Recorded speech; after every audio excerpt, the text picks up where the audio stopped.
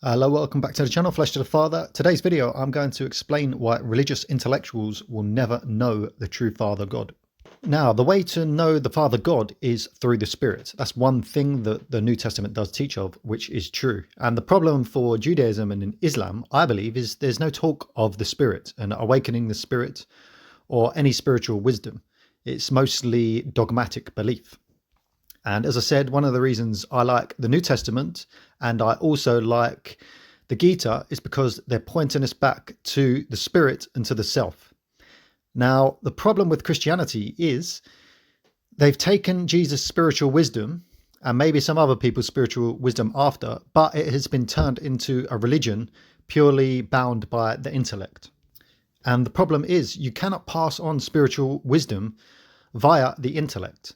It's almost a mystery, but it needs to be passed on spiritually. And it reminds me of a quote here from what I read from a book called Siddhartha, one of my favorite books. And it says, "Wisdom cannot be imparted. Wisdom that a wise man attempts to impart always sounds like foolishness to someone else. Knowledge can be communicated, but not wisdom. One can find it, live it, do wonders through it, but one cannot communicate and teach it." And that's one of my favorite quotes from the book because it absolutely makes sense. Whenever you receive spiritual wisdom and you try to impart it and pass it on, it sounds like foolishness, especially to people obsessed with religion and the intellect and dogma. They're blinded by the mind and the ego, and they have no spiritual discernment. And it's the exact same problem that Jesus faced. Jesus had the ultimate spiritual wisdom, and when he was going around imparting it, people didn't quite get it. He was probably getting frustrated. And then the religious leaders and the scribes, the ultimate intellectuals and the ultimate religious experts at the time, didn't have a clue what he was talking about. They were just like, who's this guy? And they played a major role in him being crucified. And it's the same today. Anybody who has spiritual wisdom and tries to teach it, they're generally persecuted by the religious people because the religious people are, again, they're blind fools. And they're comfortable in their egotistical state. And egotistical doesn't mean arrogant and prideful. Egotistical means just lost in the world, in their religion, in their identity. They don't want to identify with the spirit, or they're not aware of their spiritual identity. They're completely blinded and lost by their egotistical identity of being a Christian, a Muslim, a Jew, an atheist, whatever it is, rather than identifying with the Spirit, the Christ within, which is who we truly are and is children of our Father.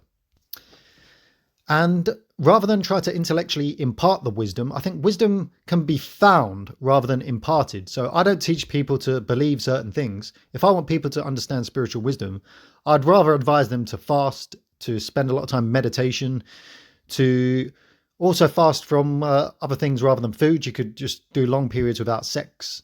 Loads of things you could do. Get out in nature, loads of other spiritual things, rather than just intellectually trying to understand.